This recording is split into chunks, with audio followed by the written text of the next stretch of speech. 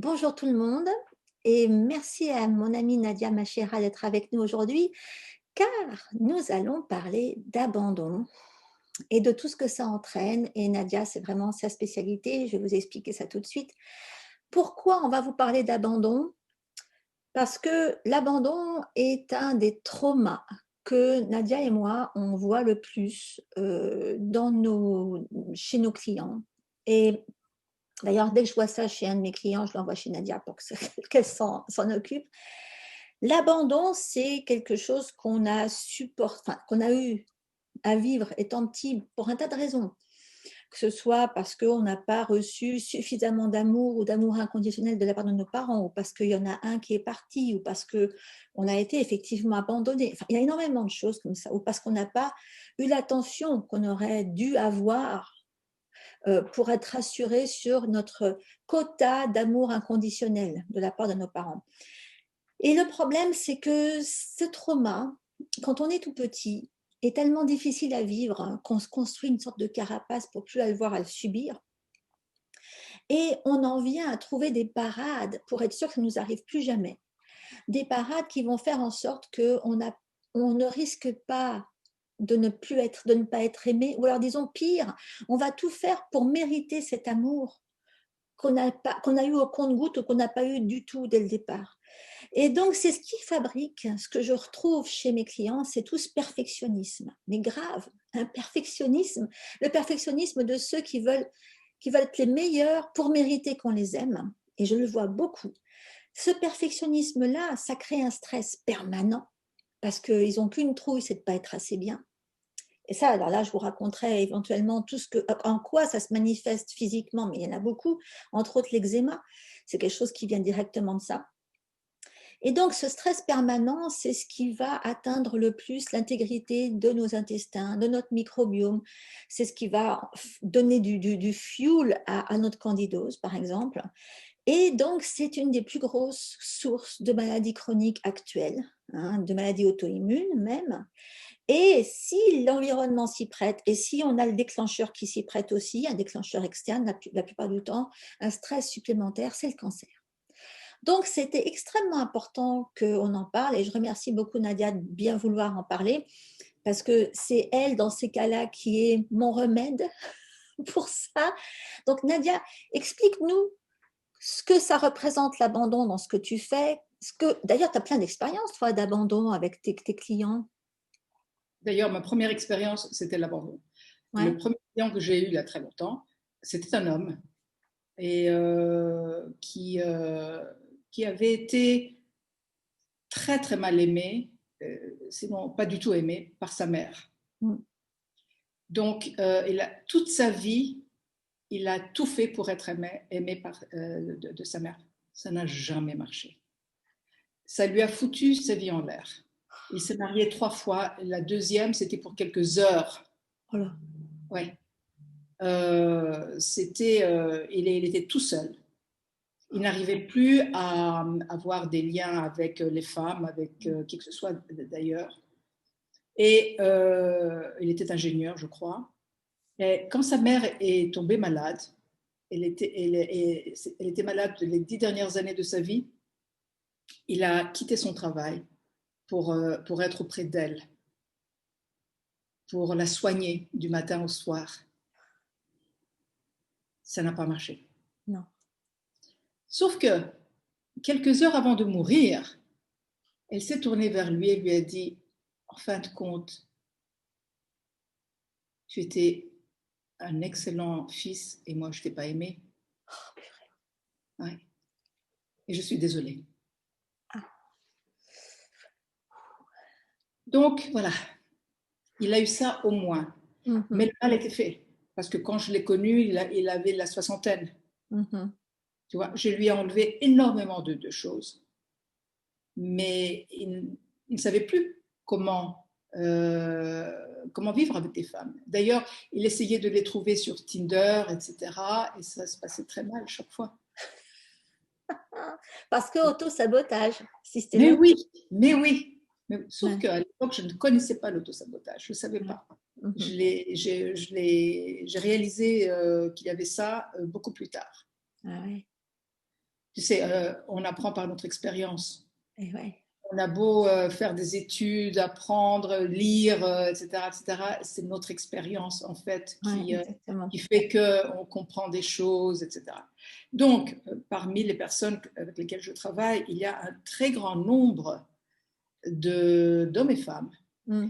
qui ont eu ce syndrome d'abandon. Maintenant, comme tu disais, il y a plusieurs raisons. Un, ils peuvent avoir été vraiment abandonnés par Ouais. leurs parents, ça arrive. Deux, ils pouvaient très bien ne pas être voulus. Donc, une mère qui est tombée enceinte, qui ne voulait pas de l'enfant. Donc, toute sa vie, elle lui en a voulu. Mhm.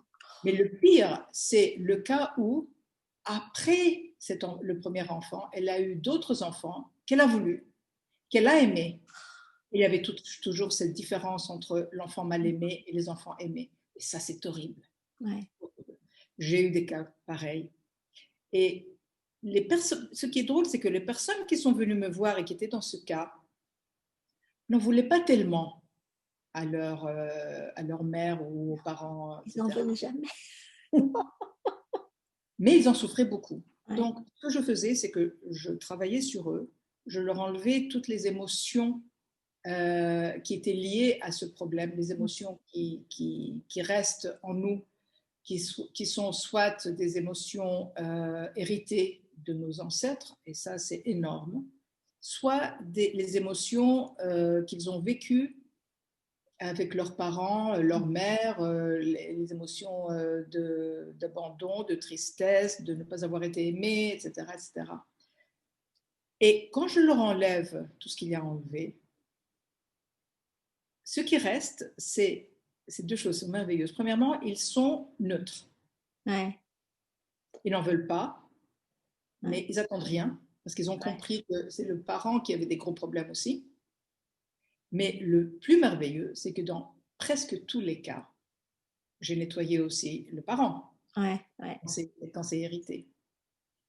Et presque toujours, ces personnes avec lesquelles j'ai travaillé, quand j'ai fini avec elles, et quelques temps plus tard, ils m'appellent en me disant c'est incroyable, ma maman m'a appelé, elle a été très gentille, ou nous avons passé en famille des vacances chez mes parents et ça s'est super bien passé alors que mes parents ne voulaient pas nous voir ou je sais pas quoi. Mm. Et il y a toujours des améliorations des deux Mm. côtés. Ouais. Ouais. Du côté de la personne sur laquelle je travaille, ça devient neutre. Donc, quand elle y pense ou quand elle entend le parent, ça ne lui fait pas le cœur Ça battre. déclenche rien. Voilà, Voilà, exactement. c'est neutre. Mais le parent aussi Mm. devient beaucoup plus sympathique. Ouais. Et c'est vrai qu'on a tendance toujours dans ces cas-là, enfin moi ce que je vois chez les gens qui viennent chez moi, c'est que c'est eux qui se font du mal parce que Voilà. ils vont jamais reprocher quoi que ce soit à leurs parents. Mais c'est pire Ils que vont, ça. voilà, ils vont aller se. Moi j'en ai un à côté de moi, c'est mon mari qui subit ça. Il a été maltraité par ses parents.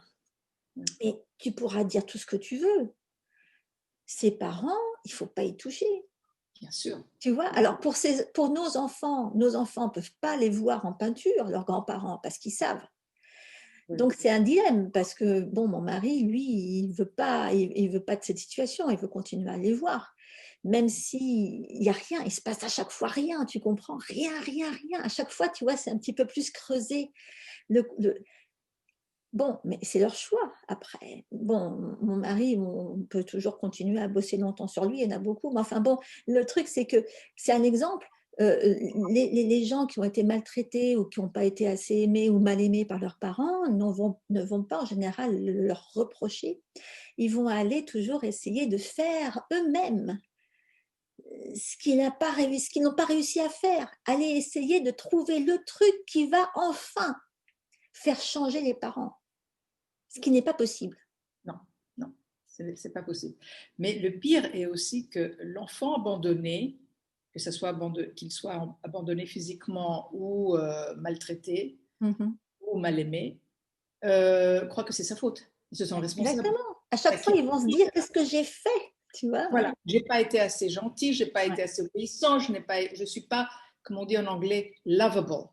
On C'est-à-dire, dit aussi not enough, tu vois, jamais ouais, assez. C'est pour ça que toute leur vie, ils sont sous la pression et le stress de devenir voilà. cette perfection, d'atteindre cette perfection qui peut-être va leur faire gagner l'amour. Oui, oui, oui, oui. Ouais. Mais très souvent aussi, quand eux, ils ont des enfants, ils aiment leurs enfants, mais sont incapables de leur montrer leur amour. Donc, ça crée aussi le problème avec leurs enfants. C'est pas qu'ils les maltraitent, mais ils n'arrivent pas parce qu'ils n'ont pas appris comment on prend un enfant dans ses bras. Mais ouais. Leurs parents ne les ont pas aimés, ne les ont pas embrassés, chouchoutés, etc. Donc, eux, ils ne savent pas comment exprimer leur amour. Mhm. Mais cette notion de responsabilité, qu'ils croient que ce n'est pas le parent qui est responsable, mais c'est eux qui sont responsables du désamour du parent, surtout quand ils voient que les parents aiment les Quelqu'un autres d'autre. membres de la Ouais. fratrie. Ça, c'est le pire. Là c'est vraiment la preuve que je ne suis pas assez bien, puisqu'ils aiment mon frère, ma soeur, etc., etc., mais moi Ouais. pas. Ouais. Ouais. Donc, c'est moi le fautif. Et c'est marrant parce que moi, j'ai vu ça, j'ai une cliente qui a ça et qui, du coup, n'a pas eu d'enfant. Et à un moment, elle est tombée enceinte, elle a fait un avortement. Et elle reconnaît aujourd'hui que c'est sans doute aussi lié à la façon dont sa mère a été inexistante avec elle, tu vois. Ça peut aller très loin. Mais donc, ce qui nous importe aujourd'hui, c'est de casser le moule, parce que c'est ça, c'est que ça peut se reproduire. Mais non seulement ça, ça a beaucoup d'impact sur la vie des gens et ça fabrique des maladies graves. Ah oui, Ça ah oui. fabrique, voilà. C'est des trucs quand même qui peuvent se manifester de plein de façons différentes. Ça peut même se manifester sous forme de maladie cardiaque parce que on apprend énergétiquement que le cœur est le siège de la joie et que quand il n'y a pas eu d'amour, Le cœur se brise. exactement. Alors, je pense qu'il y en a beaucoup qui ont besoin qu'on les aide. Donc, qu'est-ce que tu utilises comme technique, toi? Alors, c'est une technique américaine basée sur la physique quantique. Euh, J'enlève les émotions qui ont créé un problème et qui restent et qui laissent une trace en nous. Une trace pour toujours en fait, sauf si on sait l'enlever. Oui. Une trace qui reste quelque part dans le corps ou sur notre corps énergétique aussi. Donc, ce que je fais, c'est que je trouve ces émotions, Ouais. je les enlève, et donc le niveau euh, qui est tellement lourd de ce qu'ils vivent baisse. Et comme ça, c'est comme s'ils peuvent avoir enfin la tête en dehors de l'eau Ouais. pour respirer. Et après, petit à petit, le plus le niveau baisse, le plus je les vois prendre des décisions, vivre, comprendre ce qui se passe et être eux-mêmes Mhm. et avancer dans leur vie. Ouais. C'est génial. Non, mais Tu vois, c'est enlever ce très, poids, très gratifiant. enlever ce poids avec lequel ils vivent, qui n'est pas à eux, c'est pas leur faute si leurs parents ont Mm. un problème, tu vois, mais ils le prennent, ils leur font, Personnellement, ils font, bien sûr. ils, ils, ils vivent ça tellement mal que ça vraiment ça fout en l'air leur vie. Voilà, exactement. Mais bon, il faut qu'ils sachent qu'il y a une porte de sortie. En tout cas, ça fonctionne très bien. Et surtout, ce qui est bien, c'est que enfin, quand on vit, quand on a des émotions héritées et que tu nous les enlèves, bah, les enfants en profitent, les parents en profitent, tout Oui, le monde en oui, oui, profite j'en ai de pas A parlé. à Z, de Oui, haut en bas. Et voilà. donc, au moins, on fait C'est-à-dire, du bien même aux gens qui nous ont fait du mal. C'est déjà ça. c'est génial. C'est-à-dire, au moment de notre conception, avec l'ADN, on prend des centaines et des centaines et des centaines d'émotions qu'on hérite de nos deux parents, donc des deux familles. Mhm. Et il faut dire qu'au moins 95% de ces émotions, on va les très gentiment offrir à nos enfants. Tu vois, moi, quand je travaille maintenant sur mes enfants ou mes petits-enfants, et je trouve ce que je leur ai donné, je me dis, c'est pas possible, je rêve. Ou moi ou mon mari. Donc, on leur donne énormément de choses. Et je suis tellement contente de leur enlever ce que je leur ai donné, tu ne peux pas t'imaginer. Mais c'est Ouais. vrai aussi que je vois, surtout avec mes petits-enfants, parce qu'avec les petits-enfants, les résultats sont très rapides. Ouais. Ils sont plus malléables, ils ont toutes les émotions héritées qu'on a à n'importe quel âge, puisqu'ils les ont à la conception, mais ils n'ont pas autant d'émotions dans leur vie, parce qu'ils sont Ouais, petits. déjà, Ils n'ont ouais. pas eu le temps de faire une Accumuler. montagne encore en plus, tu vois. Mais il faut dire aussi que dans une fratrie, tout le monde hérite à peu près des mêmes émotions. Moi, j'ai une sœur, des frères, etc. On a tous hérité la même chose. On ne va pas créer les mêmes problèmes. Ouais. C'est-à-dire dans une fratrie où il y a une personne qui a ce problème de... Je vais te dire parce que dans ma famille, assez proche, j'ai quelqu'un qui a ce problème, qui a eu ce problème d'abandon. Sa fratrie, non. C'est vrai que dans les grands-parents, il y avait eu un abandon assez grave qui est passé par les générations. Et toute la fratrie l'a reçu, mais ils n'en ont pas fait la même chose. Donc il y a une personne qui a eu cet abandon, qui a eu ça pour toute sa vie. Elle ne pouvait pas supporter une séparation. Mhm.